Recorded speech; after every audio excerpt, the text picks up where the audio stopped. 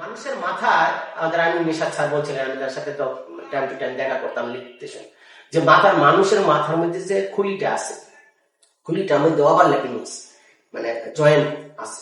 ঠিক জয়েন্টটা একটা আড্ডার উপরে উঠে গেলে যে মস্তিষ্কটা একটু মারা যায়, ঠিক এরকম আমাদের সমস্ত প্যানজিয়াটা অর্থাৎ সমস্ত পৃথিবীটাই এরকম আছে, যার ভিতরে এরকম খুলির মতো আছে, মানে প্লেট আছে। এই প্লেট গুলো এরকম মানে একটা আড্ডার উপরে চলে যায়। এটাকে আমরা কি বলি, আমাদের এই প্লেট গুলি কেমন একটা প্লেট ছিল, আমাদের এই প্লেটের মধ্যে আমরা দেখছি যে আজকে যেটা আমরা তিব্বত দেখতেছি, এটা এটা সেখানে ছিল 33 সাগর। সেই 33 সাগর কি করে হিমালয় হয়ে গেল? অর্থাৎ এখানে দুইটা প্লেট আছে, একটা গন্ডোয়ানা ল্যান্ড, হ্যাঁ, ইউরেশিয়ান প্লেট। এই দুইটা প্লেট এরকম প্রতিনিয়ত একটা আড্ডার সাথে ধাক্কা খাচ্ছে। এই ধাক্কা খেতে খেতে খেতে খেতে একদম একেবারে চূড়ার মতো বিপুল পরিমাণে উচ্চ শক্তি, কি পরিমাণ শক্তি থাকলে হিমালয়ের মতো একটা পাহাড় হয়। আমাদের আরাকানের যে পাহাড়, আমাদের যে পার্বত্য চট্টগ্রামের পাহাড়, প্রায় সমসাময়িক পাহাড় এগুলি গড়ে ওঠে। এরপরে মানে আর মধুপুরের গড়গুলো গড়ে উঠছে যখন ব্রহ্মপুত্র যখন জেগে ওঠে, তখন যে ভূমিকম্পগুলো, মৃদু ভূমিকম্পগুলো, এগুলিতেই আস্তে আস্তে আস্তে উঠে তাকে গেছে, গড় আকার হয়ে গেছে। এই যে আঙ্গারা ঘুরতে ঘুরতে এক সময় দেখা গেল কি, এই আঙ্গারা ভূখণ্ডের সাথে ধাক্কাটা খেয়েছে। এটা ঘটেছিল 4.5 কোটি বছর আগে। এই 4.5 কোটি বছর আগে এটা ধাক্কা খেতে খেতে হিমালয় পর্বত সৃষ্টি হলো। হিমালয় পর্বত সৃষ্টি হওয়ার পরে যে ওখানে যে বরফ গোলা পানি যখন নিচের দিকে নামতে থাকলো, তখন 3টা নদী, তখন অসংখ্য ছোট ছোট ক্ষুদ্র ক্ষুদ্র নদী ছিল। এই নদীগুলোকে বলা হচ্ছে শিবালিক নদী।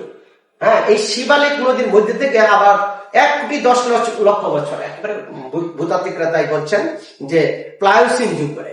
এই প্লায়োসিন যুগে 3টা নদীর জন্ম হলো ভারতবর্ষে, একটা সিন্ধু, একটা গঙ্গা। আচ্ছা, এর মধ্যে গঙ্গাকে বলা হয় না, কিন্তু সিন্ধু আর ব্রহ্মপুত্র আর আমেরিকার কলোরাডোকে বলা হয় প্রি অ্যান্টিসিডেন্ট, মানে প্রাক ভূমিরূপ নদী।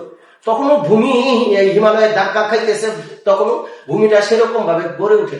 যেহেতু ভূমিটা গড়ে ওঠেনি, তারপরেও এর আগেই এই বড় বৃহৎ নদী দুইটা আগে আমেরিকার কলোরাডোটা ওই অবস্থা টিকে ছিল, অস্তিত্ব টিকে তার মানে জানান দিতে পেরেছিল যে আমি আছি, বেঁচে আছি। হ্যাঁ, তারপরে এর অনেক পরিবর্তন হয়েছে, স্থানান্তর হয়েছে, কিন্তু সে কিন্তু মরে যায় না। এই জন্য এটাকে প্রি অ্যান্টিসিডেন্ট রিভার বা প্রাক ভূমিরূপ নদী বলা হয়। আমাদের দিক থেকে সিন্ধু এবং ব্রহ্মপুত্র প্রাক ভূমিরূপ নদী।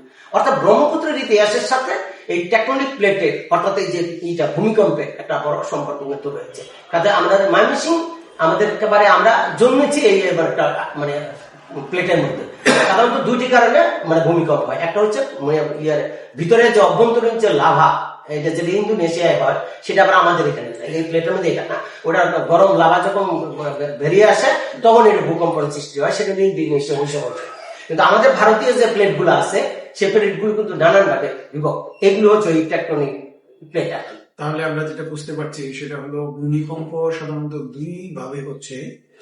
একটা হচ্ছে যেখানে আগ্নেয়গিরি থাকে, অগ্নুৎপাত হয়, সেটা ইন্দোনেশিয়া, জাপান, তারপর আমরা দেখেছি ইউরোপের ইটালিতে, তুরস্কে, সেগুলো হচ্ছে কাছে বা সন্নিকটে যদি খুবই থাকে আর জীবন্ত আগ্নেয়গিরি, সেই আগ্নেয়গিরিতে লাভা বা অন্য কিছু উৎক্ষেপণের সময় এই ভূমিকম্প সৃষ্টি হয়।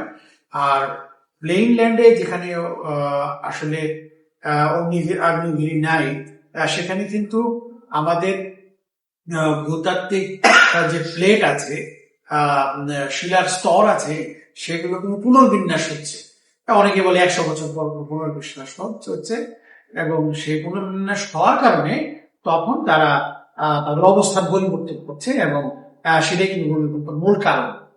আবার অনেকেই বলছেন, ইদানিং আমরা আমাদের মিডিয়াগুলোতে দেখি যে বলছে যে ভূগর্ভস্থ পানি তোলার কারণে যে ভ্যাকুয়াম সৃষ্টি হচ্ছে, সেখান থেকে নাকি ওই ভ্যাকুয়ামটা পূরণ করার জন্য স্লেট গুলো বা শিলাগুলো আবার পুনর্বিন্যস্ত হচ্ছে, সেটা একটা কারণ হতে পারে। আপনি না, আমার কাছে আমি যেটু পড়াশোনা করছি, এটা তো আসলে ভূগর্ভস্থ অনেক গভীরে থেকে এটা হয়তো এটা এইসব হয় না। তবে এইটা আসলে সারফেস লেভেলে, মানে যেটা আমরা পানি তুলি সেটা সারফেস লেভেল, কিন্তু সারফেস প্রেসার যদি ভ্যাকুয়াম করে দিই, খালি করে দিই, তখন ওই নিচের যে প্রেসারটা আসে সেই প্রেসারে তো আমার পতন ঘটাইতে পারে, আমার মানে ক্ষয়ক্ষতির পরিমাণ বাড়াইতে পারে। ওটা ভূমিকম্পের ওটা ভূমিকম্পের কোনো কারণের কোনো মধ্যে না, ওটার সাথে কোনো প্লেটের সম্পর্ক মানে প্লেট শত শত মাইল মানে নিচে এগুলো আসলে প্লেটের অবস্থান।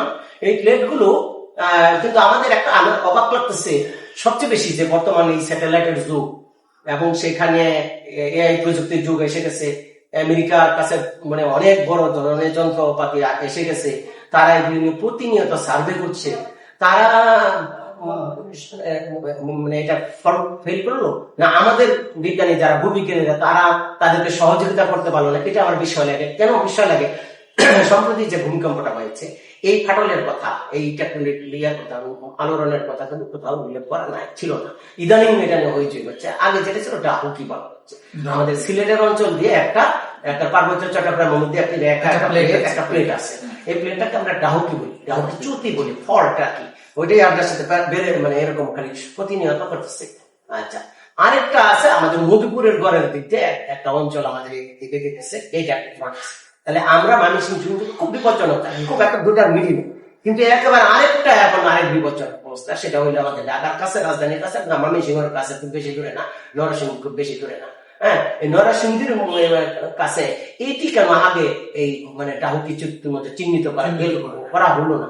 যাও করা হলো না এরকম যে আরো নেই, এটা তো আমরা বুঝতে পারতেছি না। তার মানে আমরা বুঝতে পারতেছি যে ওই যে মানুষের মাথার খুলির মতো যে ওভারল্যাপিংটা আছে, ওভারল্যাপিং এই দুইটা তিনটাই না, আমার মনে আরো আছে, সেটি হয়তো এক সময় মানে ধরা পড়বে। কিন্তু তার আগে যদি এটা গবেষণা করে ধরে ফেলা যায় তাহলে আমাদের কি করা হবে? আমাদের করণীয়, আমাদের তো সচেতন তো হতে হবে। এটা তো আগাম কেউ জানাতে পারতেছে না, সেহেতু সচেতনতার মধ্যে কি আমাদের যে বাড়িগুলো করছি যে ক্ষয়ক্ষতির মধ্যে কি হবে? আমরা যদি খোলা আকাশের নিচে থাকি, যদি মাটি ফেটে জায়গা 9 মাত্রার উপরে হয় তাহলে হয়তো মাটির নিচে চলে যায়। এরকম ঘটনা কিন্তু আমাদের ময়মনসিংহে চরে, এই বাগাডুবা চরে কিন্তু এরকম হয়েছে। বাবা 1897 ভূমিকম্পে মানুষের কাছে গেছি, তো ওটা নদীর উপরে কাজ করতে যায়, তো মানে আসলে প্রান্তিক লেভেলের লোকের কাছেও আমাদের দেখতে হয়েছে যে এটা কি নদীগুলো যে ছিল। আমি চরে যাই প্রায়, আমি আজকেও চরে গিয়েছি। আমার দেখার বিষয় হলো চরে কোনো পুরনো গাছ নাই কেন, তার মানে এটা নদী ছিল। চরে মাঝে মাঝে বিশাল পুকুরের মতো জলাশয় দূর থেকে আসলো, তার মানে এটা নদী ছিল। এগুলো দেখতে দেখতে আমি মানুষের কাছ থেকে শুনেছি, অনেক প্রাচীন মানুষ যারা তারা বলতেন, আজকে 20 বছর আগে জিজ্ঞেস করছিলাম, তখন বললো যে বাবা হাটের থেকে মেয়েকে কাঁধে করে নিয়ে যাচ্ছে, নিয়ে যাওয়ার পর একটা চিৎকার দিয়ে যেমন ভূমিকম্প আসছে মাটি নিচে ডেকে দিয়েছে, মেয়েটার মুখটা রয়েছে, মেয়ে চিৎকার করতেছে, তবে লোকজন যে ওই অঞ্চল থেকে চরের থেকে তাকে উদ্ধার করে। তাহলে কিরকম ভূকম্পটা ছিল যে মাটি নিচে ডেবে যায়, আপনার বাড়িঘর ছাড়াও আপনি মরে যেতে পারেন। সেটা হলো একটা, পানি হয়ে যেতে পারে। আমাদের যেটা জেলখানায় ঘটেছে সেটা এই 1897 একটা জলকম্প হয়েছিল। সেই জলকম্পে সমস্ত পানি মাছ যে জেলখানার মধ্যে ঢুকে গিয়েছিল এবং সেখানে বিল্ডিং ভেঙেছে, জল উঠে মারা গেছে অনেক 100 শতকখানে কয়েকদিন আমাদের মারা গেছে। এগুলি নিয়ে আমাদের সার্চ দিলে পাওয়া যায়। তাই এই বিশাল একটা অভিজ্ঞতা আমাদের কিন্তু রয়েছে। আমরা কিন্তু মানসিক ডেঞ্জার জোনে আছি। এখন এই ডেঞ্জার জোন থেকে বাঁচার উপায়গুলো আমরা বের করবো, সেটার জন্য আমাদের এই ইতিহাসটা জানা দরকার। আমাদের প্রামাণ্য কথা কিন্তু আমরা এই কথাগুলি বলতেছি, এই কথাগুলো বলবে ভূবিজ্ঞানীদের আরো শক্তভাবে বলা উচিত, এবং আমরা তাদেরকেও কয়েকজন জায়গা নিয়ে পরবর্তী পর্যায়ে আমরা এই কথাগুলো আরো এক্সপার্ট, দুর্যোগ ব্যবস্থাপনায় আমাদের ফায়ার ডিফেন্স আছে, তারা মানে প্রতি বছর এগুলো ট্রেনিং দিয়ে থাকেন, কিভাবে আত্মরক্ষার জন্য কি করা যায়, কোনো কিছুটা ক্ষয়ক্ষতি কমানো হয়, কিছু করা নাই এখানে। আচ্ছা, আমাদের সম্মানিত দর্শক, আপনারা জানবেন যে আমাদের সব দুর্যোগের পূর্বাভাস আছে, কিন্তু এখনো পর্যন্ত বিজ্ঞানীরা ভূমিকম্পের পূর্বাভাসটা সঠিক মতো দেওয়ার কোনো যন্ত্র আবিষ্কার করেননি। হয়ে গেলে বোঝা যায় যে এটা কত মাত্রার ভূমিকম্প ছিল। এটা কিন্তু আমি যতদূর বই পড়েছি বা জেনেছি, সেটা কিন্তু একটা আমাদের হতাশার বিষয়।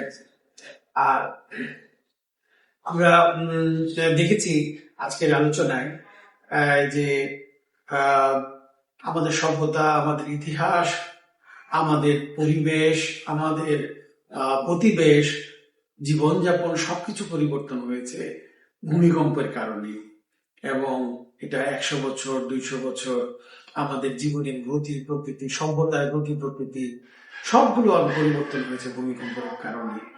একেবারে আমাদের আজকে যে আমার স্যার আলোচনা করলেন 4 কোটি বছর আগের কথা থেকে শুরু করে আমরা 200 বছর 250 বছর আগে আমাদের জনজীবনটা ভূমিকম্প কেন্দ্রিক, আমাদের পরিবেশ প্রতিবেশ ভূমিকম্প কেন্দ্রিক কিভাবে পরিবর্তিত হয়েছিল। ধন্যবাদ স্যার, আপনার গবেষণামূলক আলোচনা আমাদেরকে আসলে ভূমিকম্পের বিষয়ে আরো জানতে আগ্রহী করেছে।